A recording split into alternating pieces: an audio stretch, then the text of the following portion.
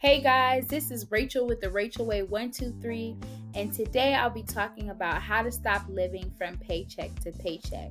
So this is part 1 out of a 5-part series. So today what we'll be talking about is identifying the scope of a problem.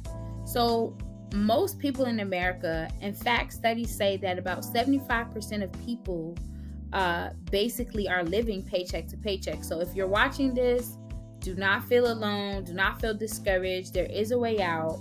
And through this series, I'm going to help you and give you some tips that will encourage you to make better choices financially so that you don't have to be a part of this cycle. So one thing I want to point out is that this is going to be very informational. There's going to be a lot of little nuggets in here. So the best thing to do is grab a pen and a paper so that you can kind of take notes. Today, what we'll be focusing on, as I said before, is identifying the scope of the problem, which simply means, why is it that you're in this paycheck to paycheck cycle? That is the first thing that you have to determine. Without knowing why you're in the cycle, how could you possibly escape it? So the first thing I want to tap into, I should say, is lack of income. That's like the highest reason why people are living paycheck to paycheck. So sometimes it doesn't have to be that you're overspending or anything like that. But if you're underemployed or you're just not making enough money for the situation that you're in, then that's not going to help you to stop living from paycheck to paycheck. If you do happen to be in that situation, my suggestion would be to try and see if you can get an additional part-time job, particularly doing some freelance type of thing, maybe even picking up a hobby on the side. Especially in this year, there's a lot of talk about multiple streams of income, but that's starting to become a necessity. So if you don't have this habit, this is probably something that you want to pick up over the next, year or so if you can. Another issue why people are living from paycheck to paycheck is because they overspend. So you have money, and you use it for things that aren't important, or you overspend on certain things. And believe it or not, guys, it's so easy to overspend. I can't tell you how many times I went into Walmart to buy one item. Y'all know what I'm talking about. Go in there to buy one item, and I come out with like 50 different items. And guess what? It's not just Walmart. I go to Dollar Tree and it's the same thing. All right, I'm just going to Dollar Tree for paper plates, and I come out with the whole Dollar Tree. And so we really have to stop and take a minute and look at our habits. Are you overspending? And overspending with your money that way is not the only way to overspend. Because guess what? Some of us have credit cards. And we feel like, oop, we got a credit card. Oop, my limit is increased. So, I'm going to go spend. No, and no.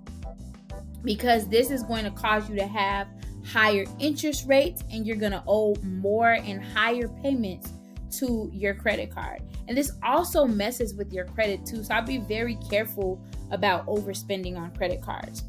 So that brings me into my next subject, why some of us live paycheck to paycheck. Because we passed the overspending stage and we actually have obtained credit card debt. So, when you do that, you get double-digit interest rates. You have so much more to pay. Your credit card could be $1,000 credit limit, but you're paying $1,500 because you overspent. You weren't careful. You weren't making your payments on time. So now you have interest rates and you have charges. These things add up. And that helps in the process of you not being able to get out of this paycheck to paycheck cycle.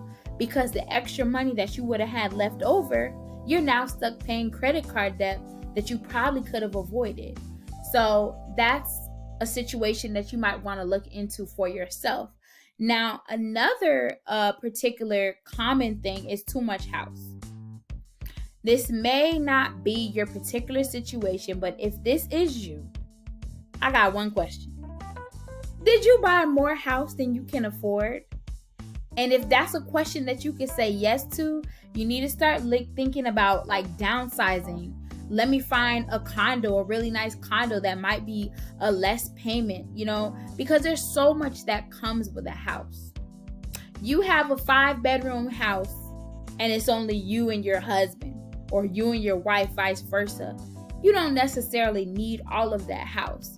So if you're able to downsize, for the sake of the cost of your mortgage, for the sake of the bills, the upkeep, HOA, if that pertains to your situation, maybe that's something that you should think about. If it's just too much for you, if it's just too much money,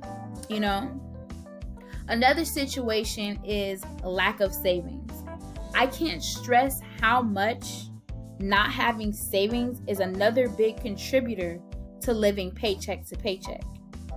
If you don't have savings, you're having to borrow. Borrowing means you still owe, whether it be to a credit card company, to a physical person, whomever. And that doesn't keep you out of your cycle. So, if you are having an issue and you have to borrow $200 from somebody to fix it, you're already in the negative. Because I'm sure when you get your next paycheck, you still have to return that $200 on top of the fact that you were already not able to upkeep that bill or that expense anyway.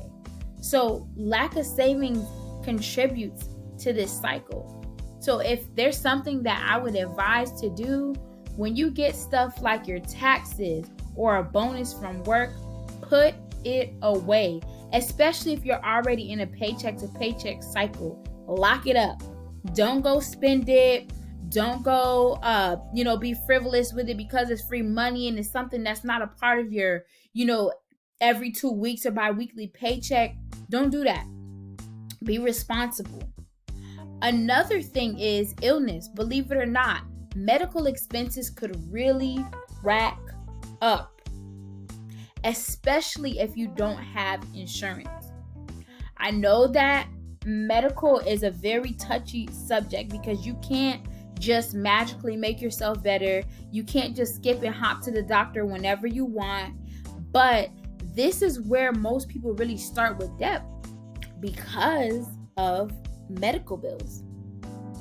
Whether you have insurance or not, medical bills are very common amongst a lot of people. So the best way to do this, I can't tell you to avoid being sick because we can't predict what's going to happen to us, but to just be more manageable with your medical bills when you receive them. See if there's programs from the hospital. Sometimes they're willing to put you on payment plans. Sometimes they're willing to alleviate or relieve almost the whole medical bill for you. But you have to look into these options. You have to be responsible. All right? The last thing I want to touch, or the last two things I should say, poor credit. All right? So having a low income, no credit cards, or even if you have a low income with high credit cards and you pay them each month, you could still end up with low credit numbers. And then here's the issue. When you have poor credit, that creates a slew of other issues for you. Because what if you want to get into a new apartment? Guess what? Your deposit is going to be higher. What if you want to get a loan? Guess what?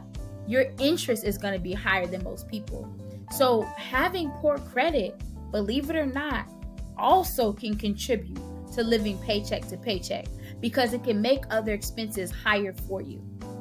Now, the last thing I want to talk about is having just no plan at all. Just nothing. You make money, you get money, you don't do anything with it, you spend it frivolously, you throw it away, you're not responsible, you just don't have any plan. You don't have a real reason, but you just don't have a plan. This is something that you need to look at as well. I'm not blaming anyone or saying, that it's bad. If you don't have a plan, you just don't have a plan. Maybe your life never required you to even have one, So that's why I say that having a savings plan earlier on is very, very, very, very, very crucial to this process.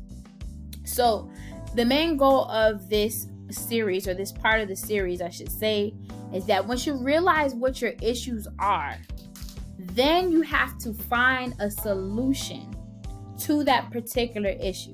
So whether it be that you have a lack of income, or you have a tendency to overspend, or you have too much house, or you have a lack of savings, or you have illness that's going to require you to go to the hospital, or whatever the case may be, you need to identify your problem.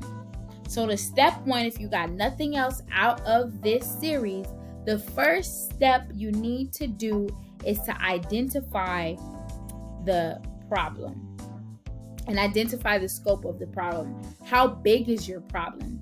How much are your medical bills? How much are you overspending?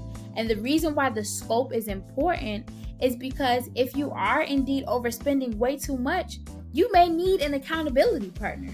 You might need somebody to hand your money into, say, yo, hold this $200 for me so, I don't spend it, because I'm having this huge issue where I'm overspending. So, guys, that is the end of this first part series. The next time that we do get into a series, we'll be talking about setting up a budget, which is also very important, and this will help you to stop living paycheck to paycheck. My name is Rachel with The Rachel Way. Please like and subscribe to this channel for more informational videos regarding financial literacy. All right, guys, I'm out.